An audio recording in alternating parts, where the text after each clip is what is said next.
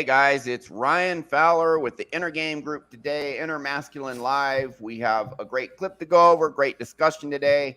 We're talking about self-compassion, but also suffering. And we've talked about things along the lines of self-compassion before, but not quite as much about suffering. So we're going to play this really interesting clip today. And I have the Inner Game Group here with me. Everyone here is professionally trained hypnotherapist, life coach, etc. We have Gary, Tim, Jordan. Guys, starting with Gary, Tim, then Jordan. Introduce yourself. Brief plug about your website or whatnot too, if you like. Yeah, so my name is Gary with Big Mind Shifts. I help you get over your anxiety and actually move forward with your life. And I'm Tim Costello with ClearThatTrauma.com. And what do? We clear that trauma so you can be successful. I'm Jordan Kurtz with JordanKurtzHypnosis.com, and we help everyone get over their limiting beliefs and unlock their full potential. Yeah, man, everyone's got a website now, rock and roll. So, interesting clip today, but first, just so you know, my own little plug, you can see at the bottom of my screen, innermasculine.com/free-ebook. The ebook is out, it's done. Just go to that website, put in your email. You will get the ebook, no charge. You know, everyone's heard of our subconscious mind. Most of you know that it directs the vast majority of our behavior, which it does. That's established psychology, neuroscience, but very few people know how our subconscious mind works. What's going on? How does it direct our behavior? How does it influence us? What is a subconscious program? How do these programs develop? How can you change bad subconscious programs and put good ones in? That is going to lead to you improving your life more than anything else, by far. By far. Everyone does all these self-help books. That's working, which is important. You're working with your conscious mind. That's 5% of your behavior determined by your conscious mind. So learn about your subconscious. Get the ebook for free, absolutely no charge. Innermasculine.com/free-ebook. Pop it in. Ebook is done. You will get it and rock and roll. We'll take it from there. So today we have a great clip talking about self-compassion, talking about suffering. The lady also mentions toxic shame, big shock. And as the technology in the realm of psychology, neuroscience gets further and further and further along, the people at the cutting edge are all finding out the same thing. It's going to come up over and over, because I could do a show saying, here's a show on addiction. Here's a show on procrastination, which I do. Here's a show on procrastination. Here's a show on anxiety. Here's a show on this malady, that, and self-sabotage, that malady, the other malady. 90+% of the time, the root cause is toxic shame. So it's not that we're just constantly saying the same thing. It's that all the struggles, 90% of the emotional, psychological struggles of humanity has toxic shame at the root. That's just facts. That's just science. We're making you aware of it, but in addition to doing what everyone else is starting to realize, that toxic shame is at the core of a ridiculous amount of maladaptive human behavior, we actually have techniques to fix it. The interesting thing here is Brent Caldwell can't make it on the show today, but Brent, Gary, Jordan, all did sessions, cleared their toxic shame, and they're like, holy crap, this is powerful. I'm going to become a hypnotherapist. And then they did, because they know how powerful it is. And Tim, I've known Tim for a long time. Tim knew me back when I was in my trauma and when I was a bit of a train wreck. A good guy, a very talented guy, but, how long have we known each other, Tim? Like 18, 19 years, something like that. Yeah. So he saw me when he was working with me. I'd be sleeping until noon.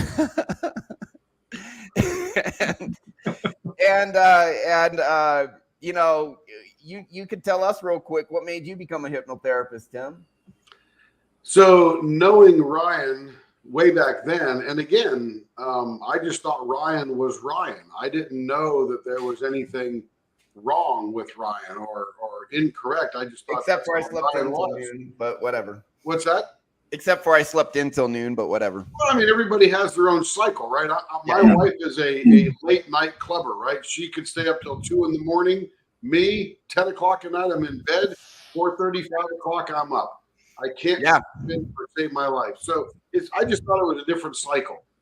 And then watching you over the years, and we separated for a bit, and I went on to Walmart and Amazon and all that kind of stuff. And then we had a steak together down in Texas, and Ryan was on the way to becoming this badass that he is now.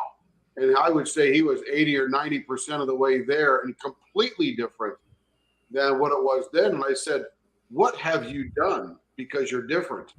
And he turned me on to Melanie Tonya Evans's course. I bought it for some friends, my wife, and I went through it myself just to learn about it. And then we started talking more, and I said, man, I want to do this too. So I've always thought that one of my purposes in life is to bring people joy and happiness.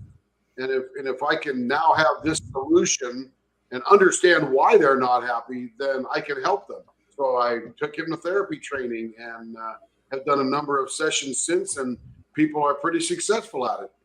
Yeah, and we did a session for Carrie too, and I think that really sealed the deal for you because that helped her No massively. doubt. She's No doubt. one of the testimonials today. So thank you for that, Tim. So we're all here because we are true believers in the methods we use. We've used it on ourselves or those very close to us, loved ones, and have seen massive shifts, massive changes.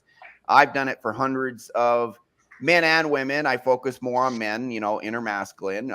It's specializing. If you're a woman, you want a session, I'll help you out too. Doesn't matter at all. It's all good. But with that said, we're going to play this clip, and this lady has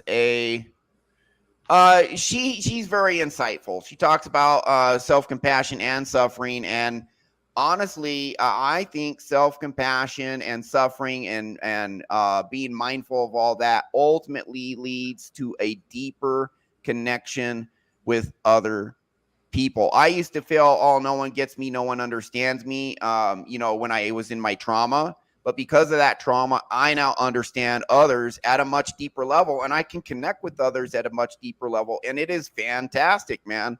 It is fantastic. It really is. I have the best friendships now in great part because of my ability to understand others at a deeper level because of the suffering I've gone through. Mm-hmm. So, and I'm sure you guys have seen that in your lives as well. But let's go through the clip. And I might pause here and there parts to comment on, or maybe all the way through. We'll see. But pretty great clip. So we'll just start watching it.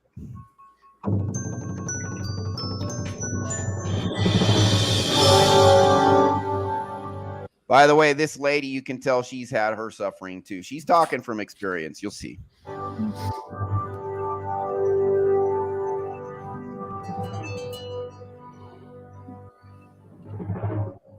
So how do I define self-compassion then?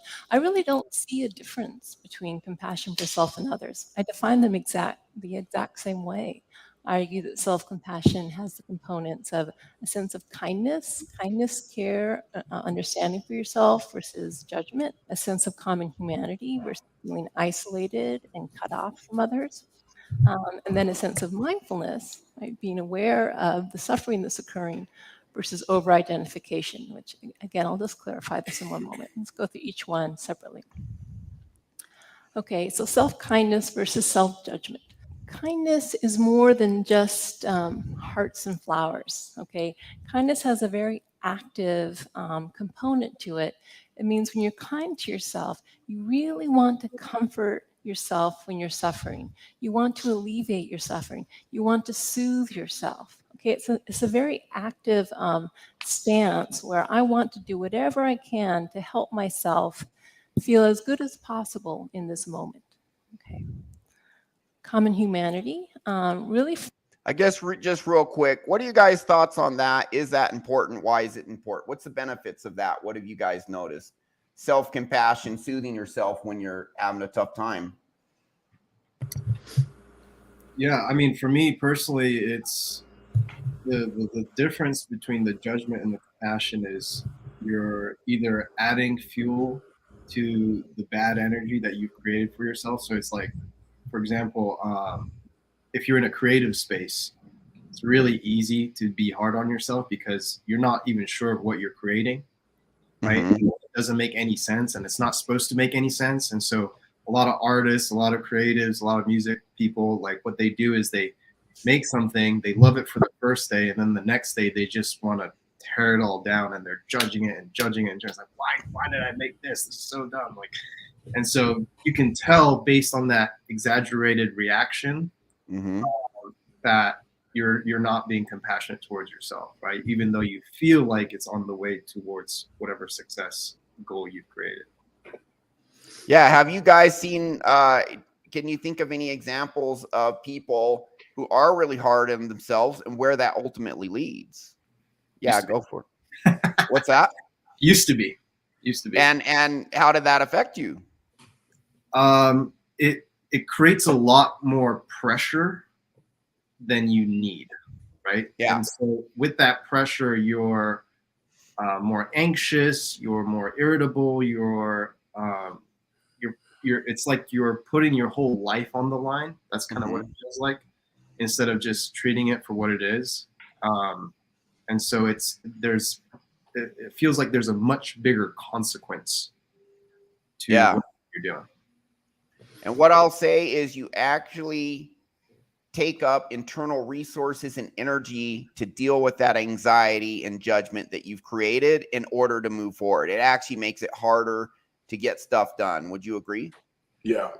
It saps energy. I used to be exhausted all the time, and that my self-judgment was a big reason why. You know, so go ahead. In the world of trauma, and this is either physical trauma or emotional trauma, when your body is healing from physical trauma, accident, broken leg, COVID, the flu, whatever you happen to have,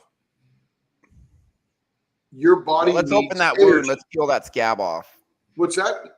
Let's open the wound. Let's peel the scab off. That's what self-judgment is equivalent Well, to. but I'm talking about the trauma. You talked about the energy that it saps from you.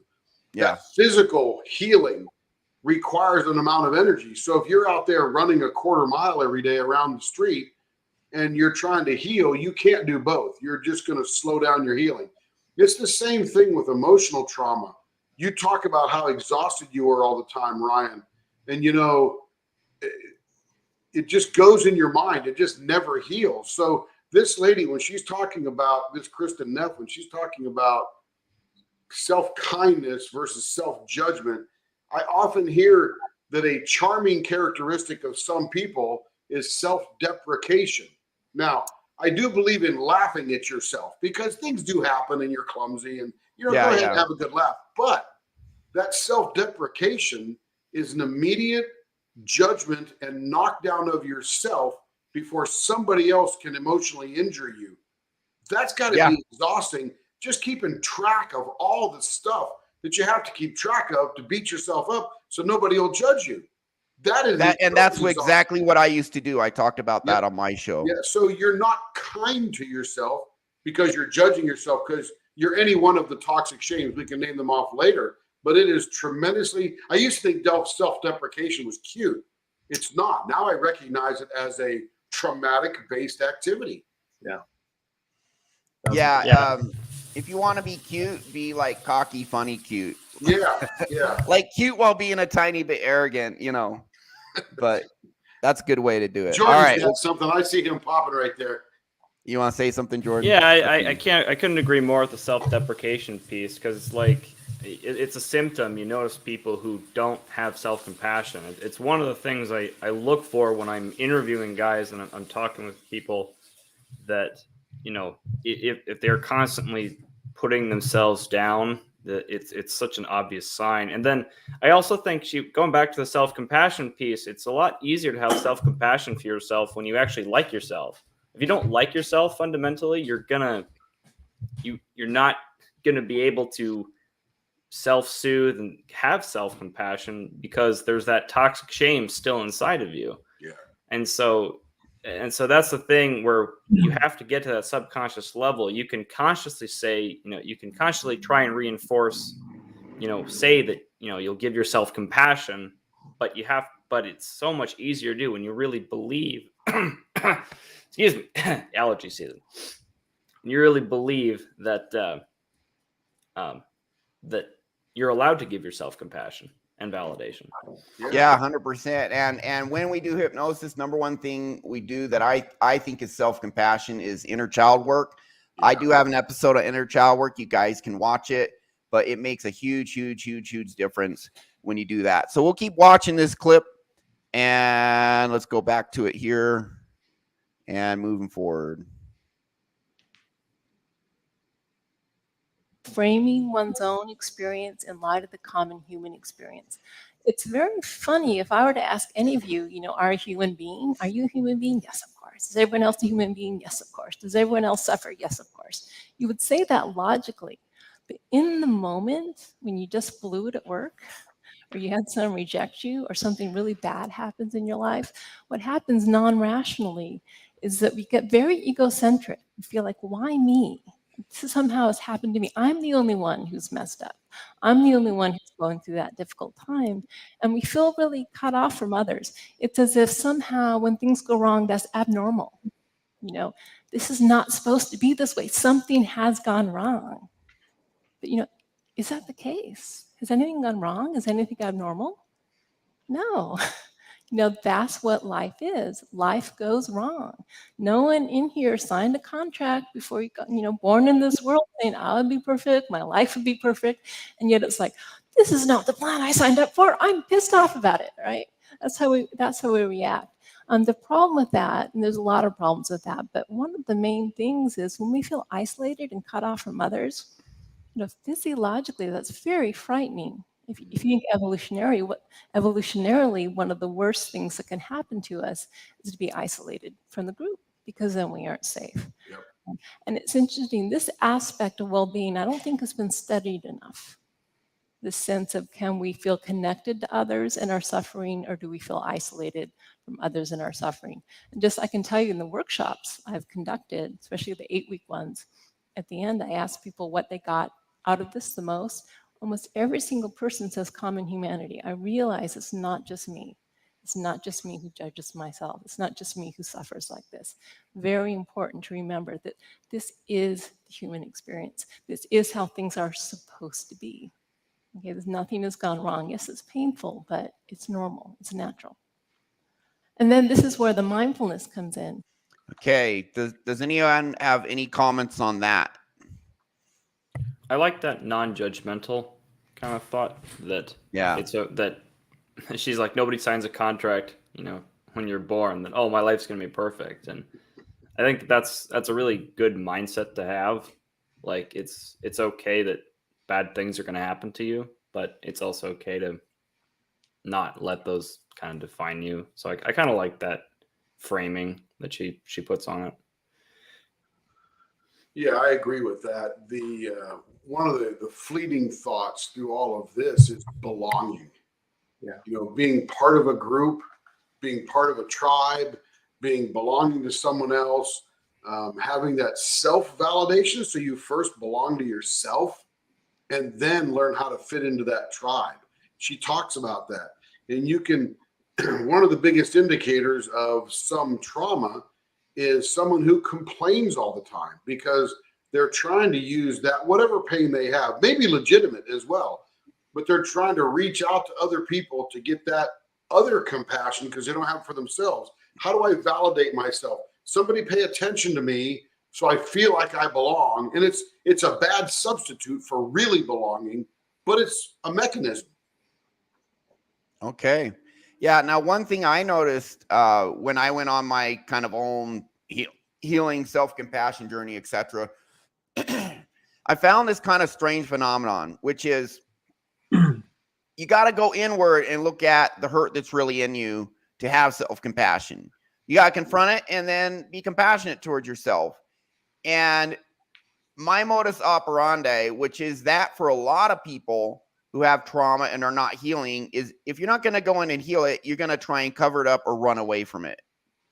And so when you go inward, you you develop this a greater self-awareness. And also when you connect to your core, in your subconscious mind, your intuition more, you connect to this kind of inner guide that's there. because our subconscious mind literally processes 1,000 times more per second than our conscious mind. It notices many things that our conscious mind does not notice. The smarter And version of you.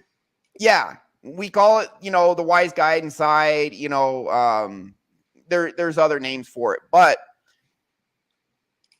your emotions come from your subconscious. Your subconscious is the source of your emotions. Your self-talk can modify them once they come up from your subconscious.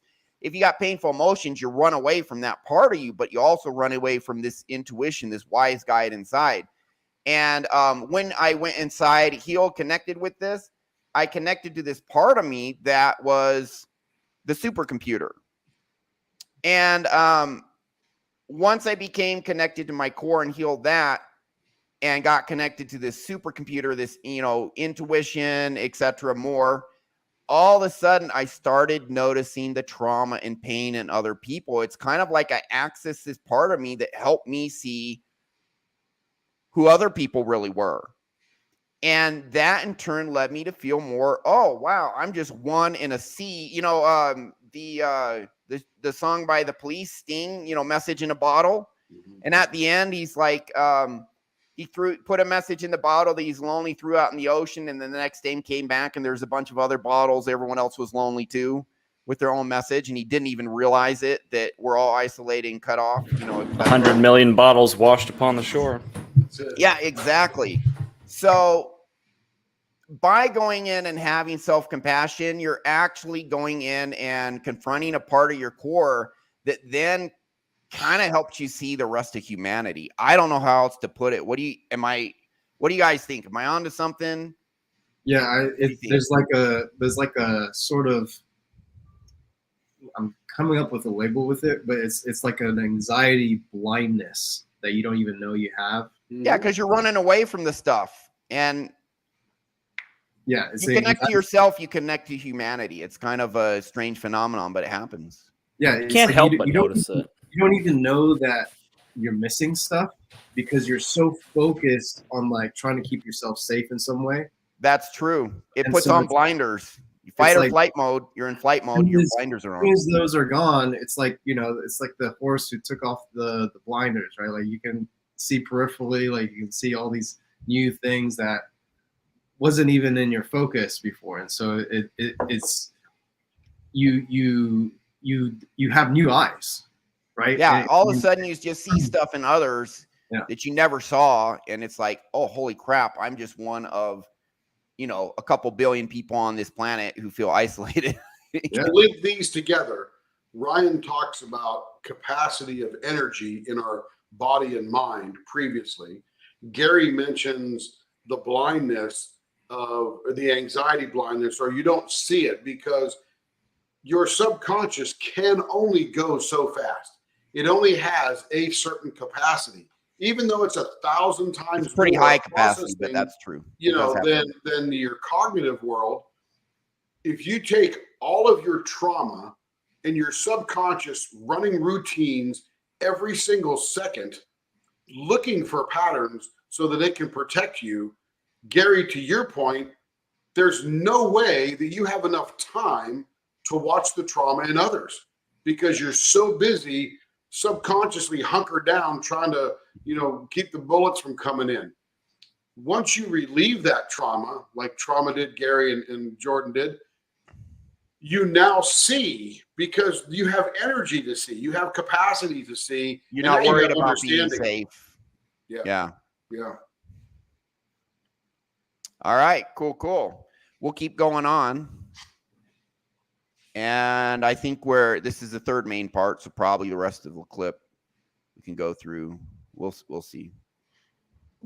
You have to be aware of your suffering in order to give it compassion. So mindfulness allows you not only to notice your suffering, but very important, and we'll talk about this more, to be with your suffering as it is.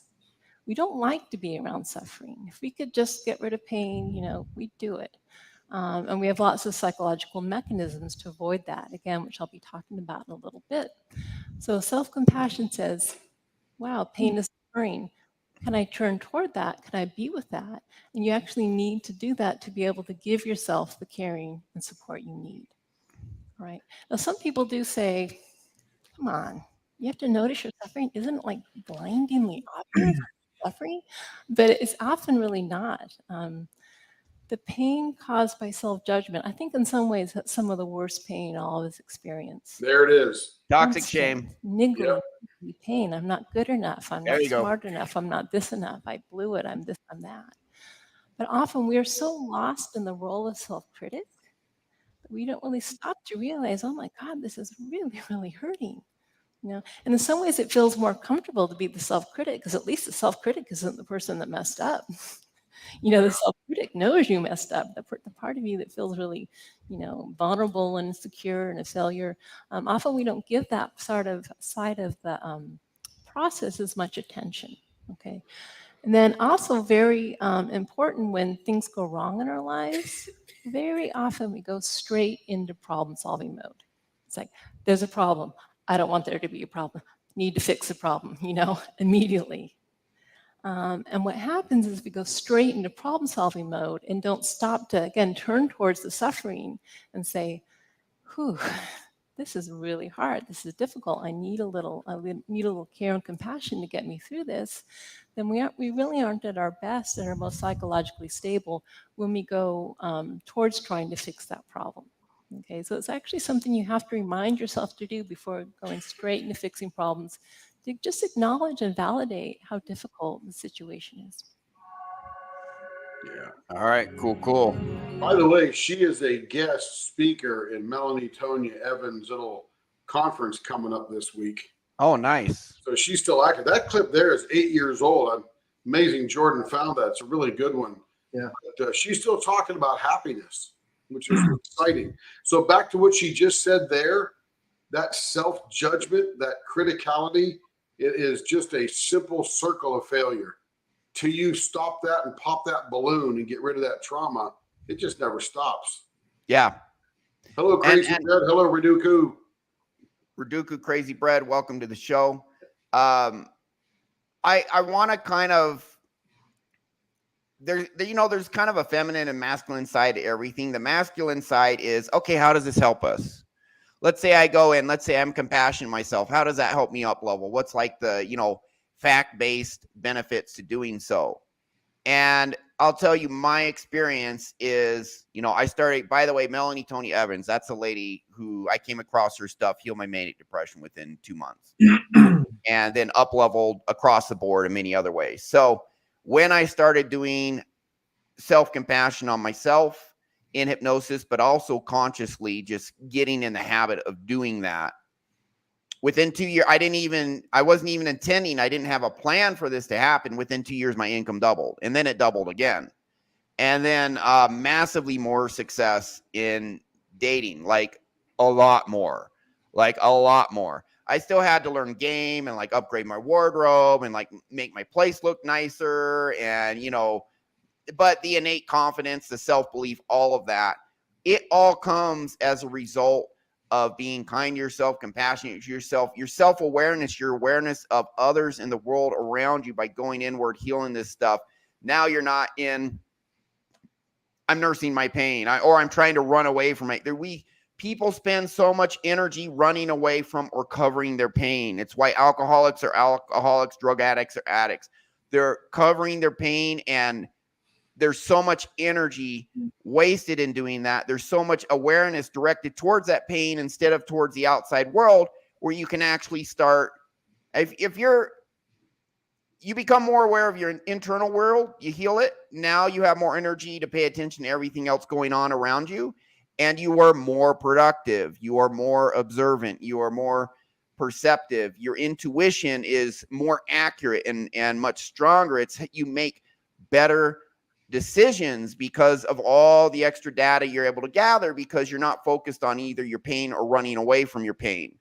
And I've noticed just it's a massive upgrade. I have had over a dozen guys just spontaneously came back to me and they're like, Ryan, you did a session for me a year ago. My income's doubled, or it's up 50%, or it's tripled, or I've had 2 guys 10x their income.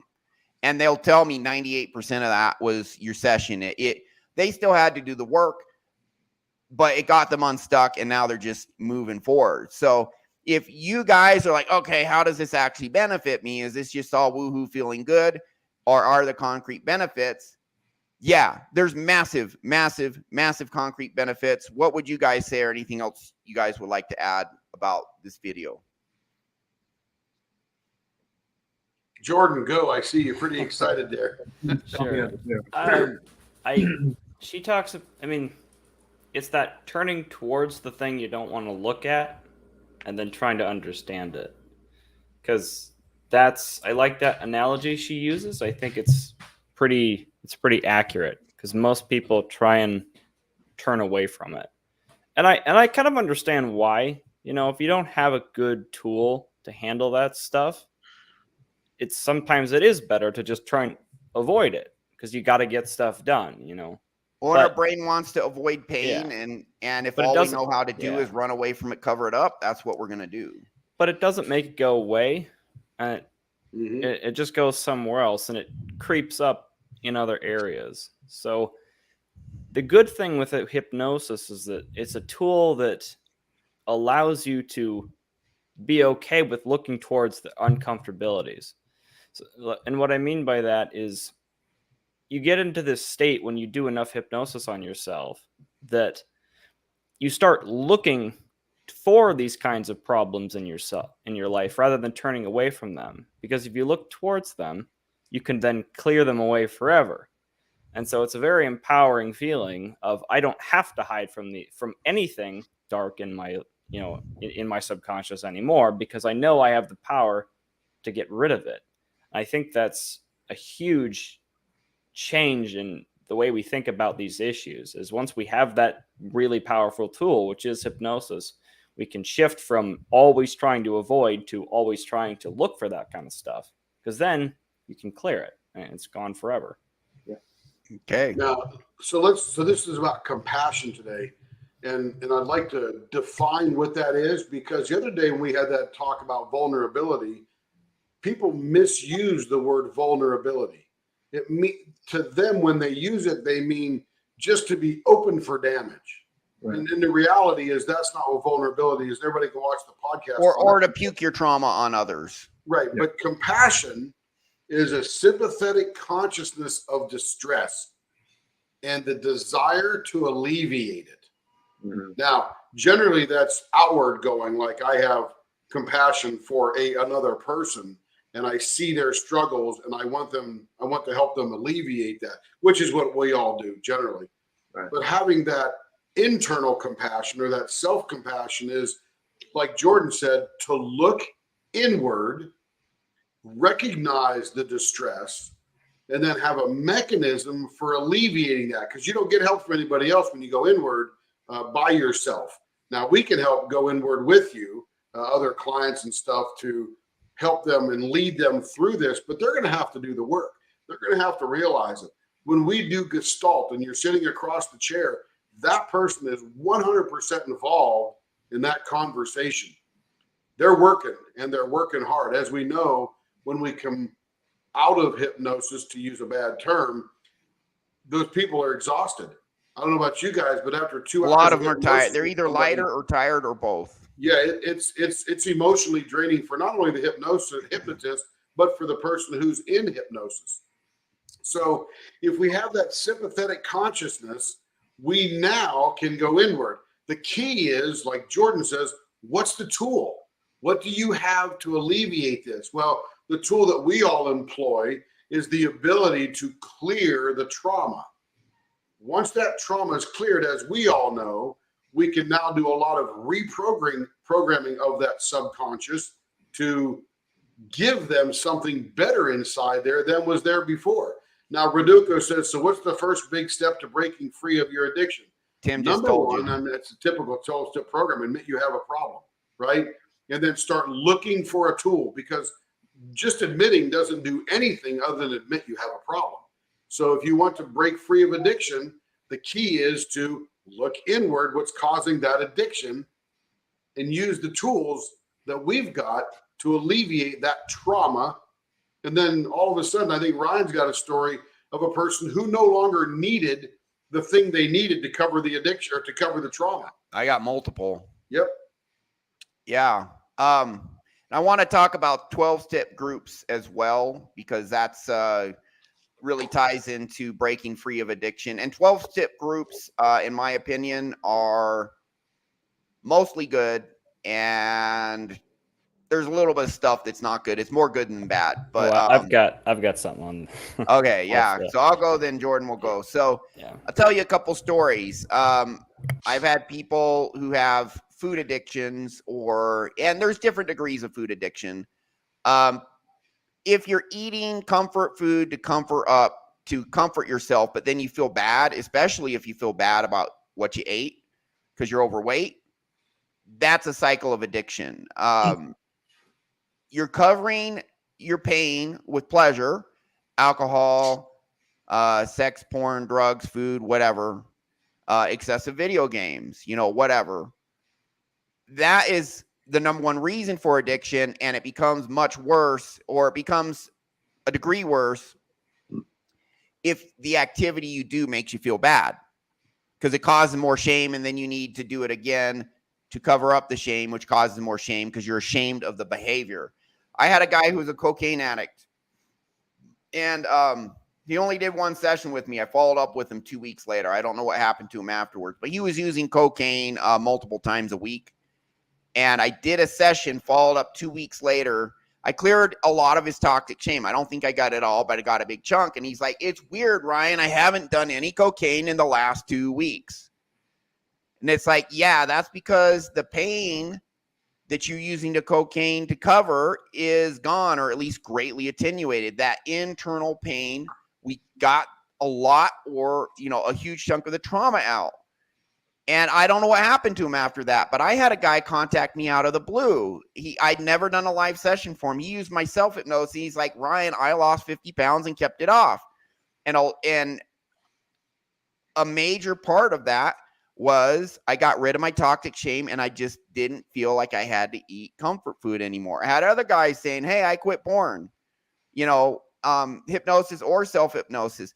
Yeah, if you have this internal toxic shame, self-compassion about going in and healing it. Well, the best way to do that, the most effective technique, is this inner child work, going in, finding the trauma, clearing it with the techniques we use. We see massive results. Now, I will say there are times where, I tell people, I'm like, "Listen, I think the best methodologies out there overall, I think hypnosis is the best, but I think also very effective can be EMDR and certain types of psychedelics." And there may be a situation where for some traumas, psychedelic or EMDR may work better for a particular person than hypnosis. Overall, I like hypnosis the best. But you get this pain out of you that your addiction was trying to cover up, and you don't need the addiction anymore. And I get these messages all the time. "I don't do this anymore. I have one client struggling with porn addiction, but it's like he views it every few months now. And I've done 2 sessions for him. It used to be all the time. And so he's doing way, way, way, way better. And it was the sessions getting rid of his toxic shame that got him to where he is now. And we just got more to clear. That's all. It's all good. So I want to talk about 12-step groups. And I know, Jordan, you want to talk too. When you go into a 12-step group, you see everyone there just like you, struggling just like you. And it does relieve that feeling of isolation. And to a point, it relieves toxic shame, because you're like, "Oh, these are normal people. And, geez, they're not that bad, so maybe I'm not that bad." And, 12-step groups have very strong rules against judging others. So you feel accepted, not judged. I don't have any addictions. Do any of you guys have addictions? But, I used to whack off a lot. So, and I think I was covering my pain with that, I know I was. So, hey, I don't think any of us here are like recovering drug addicts or anything like that, but there's all sorts of addictive behaviors. And I think the majority of people at some point engage in some sort of addictive behavior, whether it's eating, porn, food, whatever. I mean, would you guys agree? Yeah, everybody's got something. Yeah. So, So look, to make the point, if everybody has a little bit of toxic shame, then everybody will have some activity that covers up that shame. It may just be more in others and less in others. Just depends. like mini addictions or something like that. Yeah. So, habitually watching TV just to zone out. I think it's cool to zone out every now and then, but if it's to the point it's becoming a problem, then yeah.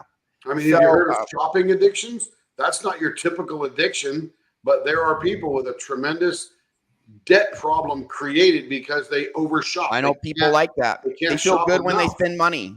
Yeah.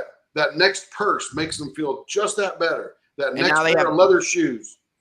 And now they have $20,000 worth of credit card debt. Yep. But they feel good when they buy something. So that's an addiction. Yep. So I think addiction's on a spectrum. There's mild addictions and there's very severe ones. And I'd say the majority of people have at least mild addictions of one form or another. I don't really think I have any, I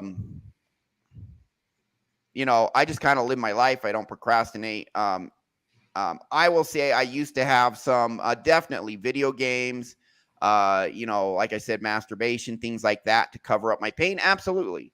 Absolutely. Don't really have it anymore. So, with that said, 12-step, the thing I like about 12-step groups is it does reduce shame. You see other people, they're not judging you. You're like, well, they're not so bad, so maybe I'm not so bad. You're not isolated anymore.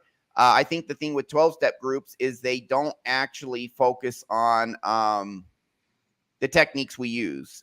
They don't go into your subconscious. And I do think some 12-step groups can kind of become quasi-religious. If you read the history of Alcoholics Anonymous, it was actually pretty much a quasi-religious group, which isn't bad per se, but when these rigid ideologies get in place that are a little too fixed and rigid and not flexible to handle different situations, it can be issues. And ironically, if you only adhere to this 12-step group as a solution, it's an incomplete solution. And so I'm not saying don't go to a 12-step group, but guys, if you have addiction, don't stop there. Don't think that's the only and complete and whole solution. It's not. There's other stuff you need to do. You need and even to add that, Ryan, even the stuff we do is not the only thing you need to do. No. It's just one in a box of tools. Yeah, and in my I have a self-hypnosis program that Tim's been helping me produce, and it's like 99% done now. And we talk about you need a mentor, you need a tribe. When people do sessions with me, I talk about self-talk and other mental models, conscious ones, not just hypnosis. So you need other stuff too. Getting your subconscious right, by far, number one thing you got to do. There's other stuff you should do too. So Mike Horton, welcome to the show. I hope that helps you, Rodolfo. I mean, the first big step is get the toxic shame out of you. That is absolutely massive. And I would say the second step is go to a 12-step group where you just have a tribe of guys who are in this, or men, women, whatever, who are in the same boat as you, and you're going to see you're not alone. So anything else any of you guys would like to add?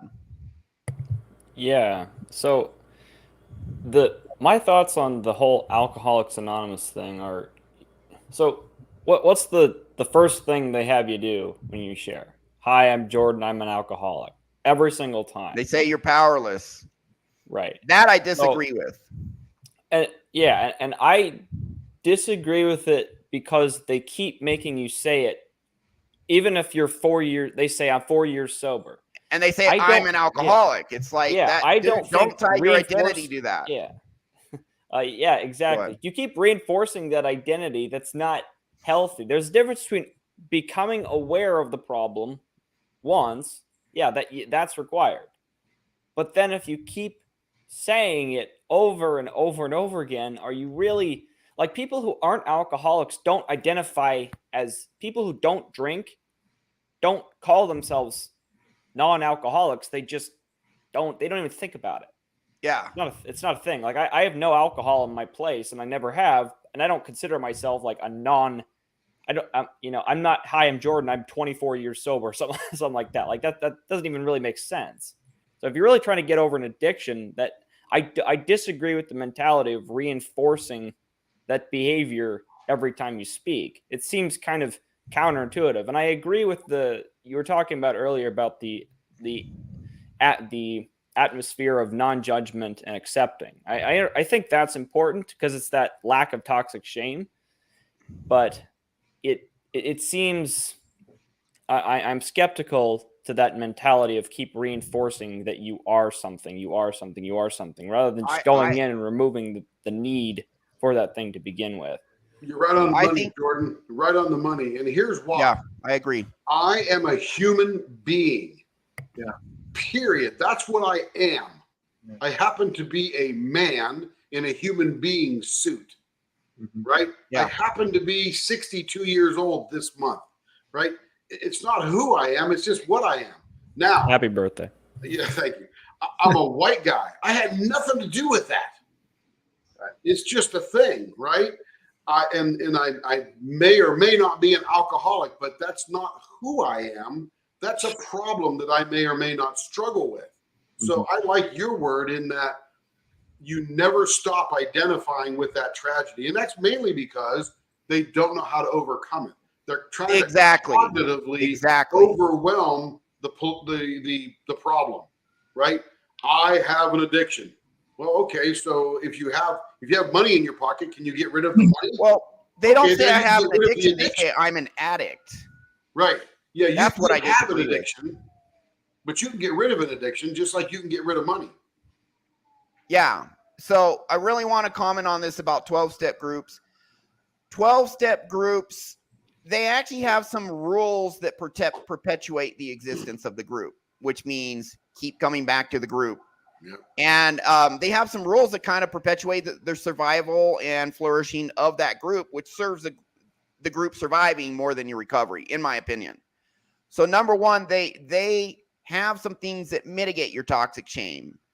You see others around you who are struggling. You realize you're not isolated. They're not judging you. Mitigate your toxic shame. It doesn't fix it. So if you come from the point of view that toxic shame, I don't know how to fix toxic shame, it's going to be with me the rest of your life. If that were true, then yeah, you always will. You could say you're always an alcoholic because you always have the root cause that makes you want to drink alcohol there. Mm-hmm.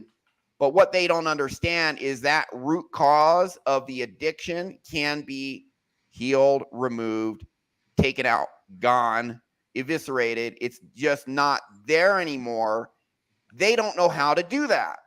They know how to mitigate what is in you so you can get sober and stay sober. They don't know how to heal it, so you just don't have a need to drink anymore or whatever addiction. That's the difference between what we do and what they do. So there's benefit them mitigating the toxic shame, but they say keep coming back.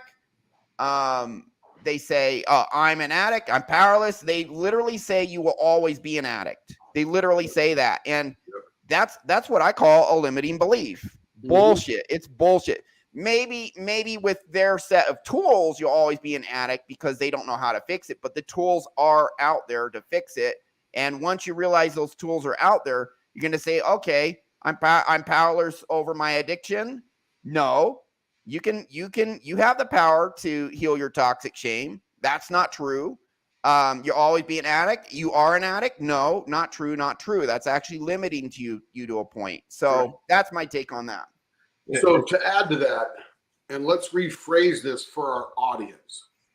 If you are an alcoholic, and let's say that you are a high-charging, high-powered salesperson, how much better would you be without this particular cycle I'm going to explain in your life? You hard charge it all day long. You make phone calls, you do activities, you do a bunch of cycles throughout the day to generate appointments and sales appointments and stuff like that. And then you go home and you can't stand to live with yourself because of your toxic shame. So guess what you do? You start drinking. So you get absolutely nothing done at night. There's nothing positive in your life that evening that's going to propel you forward for the next day. And then eventually you're going to fall asleep drunk, likely, not paying attention to your trauma. And you're going to get up the next morning. And what happens? You got to get some coffee, some nicotine, some caffeine in you to sort of get you going. And then you go back to the office and you're still living with your trauma and you're trying to do sales all day long, but you're suffering from your hangover till probably 10 or 11 in the morning. So now you've got 3 or 4 hours of wasted activity that could be productive in generating sales. So why does somebody who clears their subconscious trauma jumps to the top of the sales game? Because now they don't have all those other distractions of being hungover, toxic shame, and they get right to business. And they don't need to work 100 hours a week to be at the top of the game. They're so smooth and so cool that every single thing they're doing is focused on bringing those dollars into their pocket. They're not hungover. They start early. They do the right activities. They don't have distracting activities just to pretend they're doing busy work. They actually accomplish something. That's why Ryan tells the story of a person who went from number 199 to number 7. I had a client, sales force of 200. He was second from the bottom. He became number 7. One session within 5 months it was less than 5 months, maybe 3. Yep. Became number 7 and from Reduco, second from the bottom out of 200. How much better, how much more money could you make if you didn't have your addiction? Yeah, I had a pretty high paying job. It doubled, then quadrupled after I cleared out my stuff. Yep. I do want to comment on this, what is on the screen with Reduco, but I'll let you guys go first. I know I talked. I could also say that work can be an addiction too. It's really, I would define addiction as anything you do kind of consciously to get away from the thing you're trying to avoid repeatedly. So even like, watching excessive TV could be an addiction. Work. I mean, it's anything you use to try and not repeatedly use to try and avoid the thing that you don't want to look at. Correct. And some of those are healthier than others. The gym could be an addiction. Mm-hmm. There are quote addictions that aren't as destructive as some of them. But it doesn't mean they're not. There's still that underlying purpose of I'm trying to avoid the thing I'm not trying to look at. If I lift in the gym heavy every single day, all the time, that people overtrain, that hurts them. Yeah, overtraining holds people back. So look at Reduco's comment. That's tremendously impactful. He mentions he's a high-performing salesman working 60 hours a week who struggles with addiction. And then I'm not sure what, not to that degree, very much underachieving. I'm not sure what he's meaning, but it seems like he's not the best that he could be, because then he makes a statement, I can make another 100,000 pounds a year if he cleared that. So you're telling me, Reduco, that $1,000 investment in yourself will net you $100,000. That's 100 times return on investment. Amazing. I'll say, Reduco, I don't make any guarantees, but I'd say you do 1 to 3 sessions, 90% chance your income will go substantially up, and the rest of your life will improve too. Now, couple things I have. Okay, you are high achieving. You could do better. Let's say you're super high achieving at sales, and there are people who are super high achieving in certain areas. Kurt Cobain, Marilyn Monroe, Robin Williams. And I want to ask you, how's the rest of your life? Are you high achieving in all areas of your life, or in this one part and the rest of your life is struggling? The reason people engage in addiction is for a while it works. Yep. And when I say for a while, that could be a couple decades. Yep. Eventually, crap falls apart. And even though it helps you function, and it may be one part of your life to a high degree, yes, you'd function at a higher degree without engaging in addiction, and there's going to be some sort of imbalance where other parts of your life are not doing so good. That's just how it is. So, I've had multiple salespeople. You can watch the Jorge Diaz interview. That's my first or second live show was a Jorge Diaz interview. There's also like a 48-minute interview on my video section with Jorge. His sales went up massively. Went up massively after he cleared his toxic shame. He didn't have addictions, but it still went up. I do have some audio interviews that have been played on John MLD's show. And there's that guy second from the bottom, went to number 7 out of 200 in his Salesforce. I had another girl I did a session for, and a month and a half later, she joined a sales team. And within a couple months, out of 7 offices, she was number 1. And she was actively doing self-hypnosis. She was number 1 out of 7 offices. She was a 26-year-old who just got her graduate degree. Wow. And did this. And she told me, she's like, yeah, I have so much anxiety and confidence was cleared. And she just goes and kicks ass now. Mm-hmm. So, Yep. clearing out your inner world and getting it optimized. We take it from toxic shame to unconditional self-love, self-compassion, belief in your ability and value. When you have that in your core, it's a subtle thing, but people like it. And if people like you more because they're like, this person's authentic. Number one, if you're authentic, people trust you more. How important is that in sales? If they don't trust you, are they going to buy from you? You know, if they do, how more likely are they to buy from you? So there's that, but just, oh, this person's authentic and confident. You're just more likable. It's, and you have more energy instead of the addiction, energy be diverted to that and covering up the toxic shame. You're just going to have more energy, period. And I think your entire life improves. But there's a reason addiction, so many people are addicts, because for a long time, it does put you, at least ostensibly, in a better position than if you just have all this pain from toxic shame. It's better to cover it, and then you can actually get more done instead of being in pain all the time. So there is some benefit to addiction, but in the long term, the negatives of the addiction really start to come out and can ultimately ruin your life, or at the very least, you're performing way, way, way below your actual potential. Anyone else want to add anything? Yeah. Going into the sales stuff, like, I think, you know, as someone who's sold stuff before, one of the things that you don't think it would fix is your cadence and your tonality.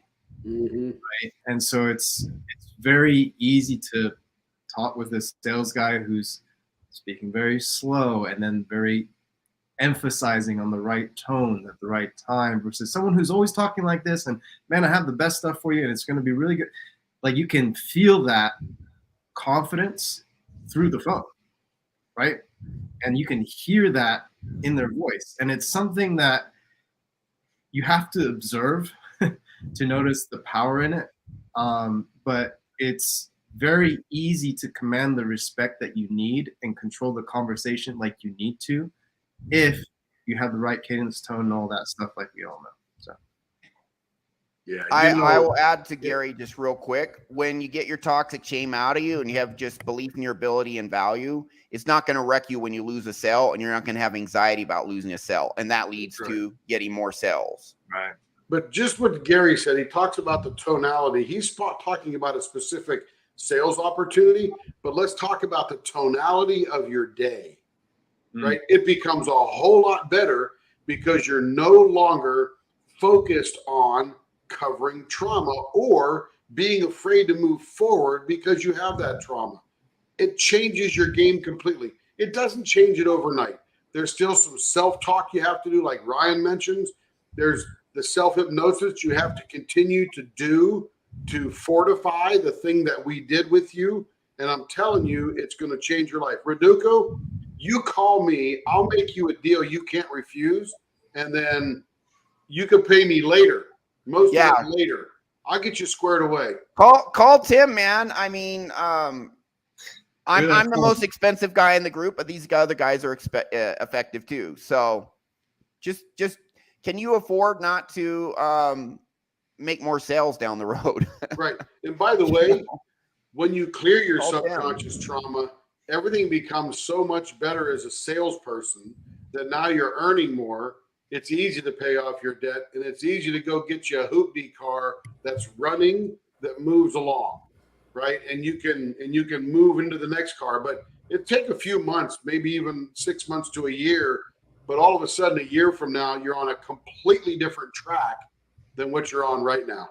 Nice. Yep. I saw Crazy Bread's comment there about he said he was addicted to the gym, and it Yeah. doesn't necessarily mean that all addictions are bad. It's more of an observation. It's more of an observation that people, when they are trying to avoid something, they tend to do something that brings them some sort of pleasure to kind of override those negative feelings. I mean, I don't advise people if they feel like they're going to the gym all the time. I'm not telling people, oh, don't go to the gym anymore. It's like, yeah, the gym's healthy, and some addictions are a lot healthier than others.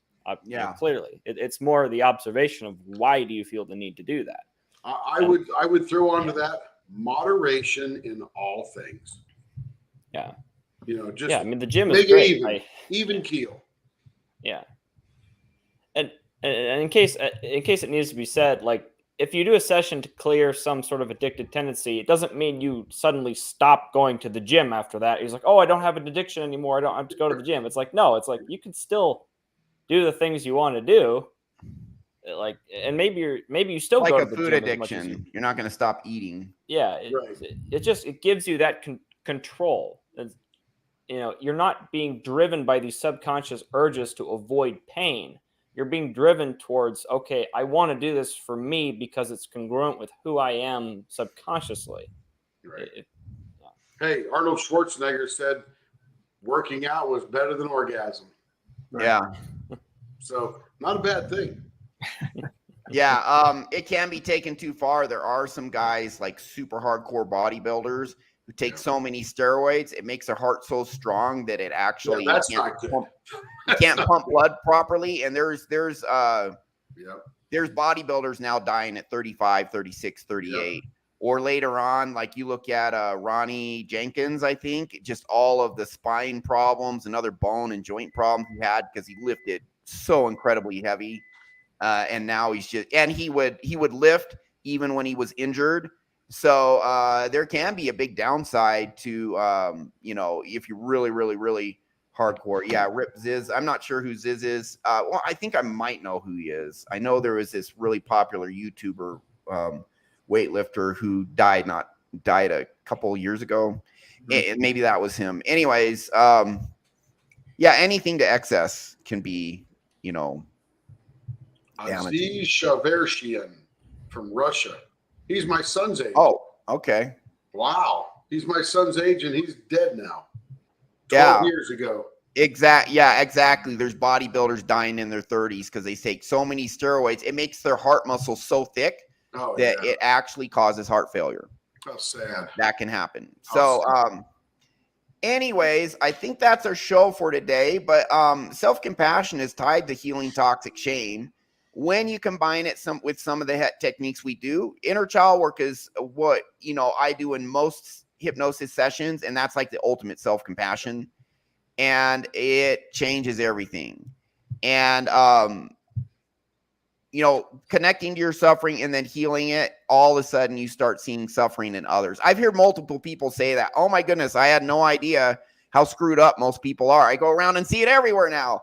Well, when you go inward and heal this, you gain a self-awareness that you then see in others. Whereas before you're kind of self-absorbed, running away from your pain. Now you're not self-absorbed. You're able to observe the world, but you're also connected to your core and what's really in you. And you see that in others.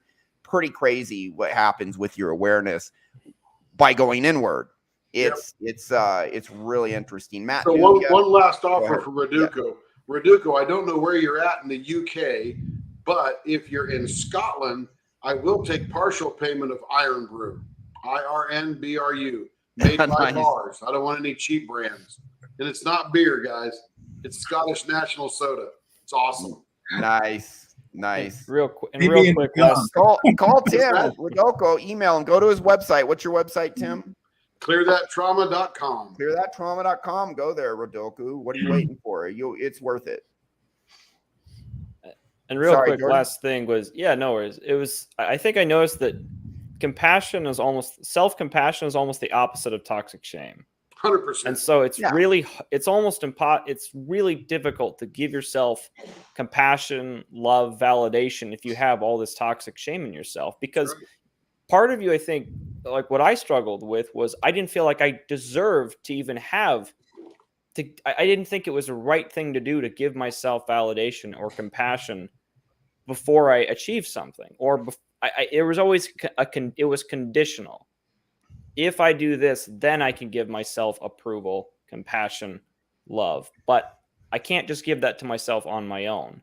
And that was the one thing that I think when I worked with Ryan for the first time, actually about 3 years ago now, that blew my mind. It was like, whoa, you can give yourself compassion and validation just for being yourself. You don't have to you don't have to have all these external, it's not conditional. And It so doesn't that hurt. was, It doesn't hurt. But it's and not that you're required. allowed to do that. You're That's allowed right. to give yourself compassion, because That's right.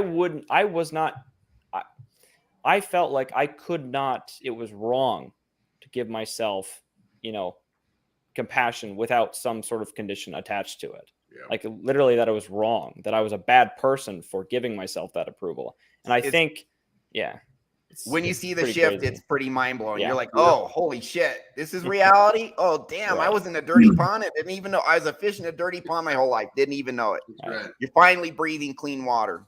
Yeah. Mm-hmm. All right. Anyone else? No, I think it's pretty much covered. Like, just be kind to yourself, guys. At the end of the day, most of us are pretty harsh on ourselves. It's easy for us to do. We have a lot of evidence we can point at and say, hey, see, I should have done better here. See, I should have done better here. It's a very easy, beautiful trap to fall into. Just realize that it is a trap. And doing this leads to higher performance, more confidence, more happiness across the board. You perform better, you do better. All right, so that's our show for today. I think everyone said what they like to say. Is that right? Hello, P-Dubs, Jay Lee, and Ruduko. Good comments. Yeah, welcome, P-Dubs, Jay Lee, the regulars, Matt W., Mike Horton, everyone else. So that's our show for today. Be kind to yourself. Go inward. You can do it. We show you what to do, and then you do the work.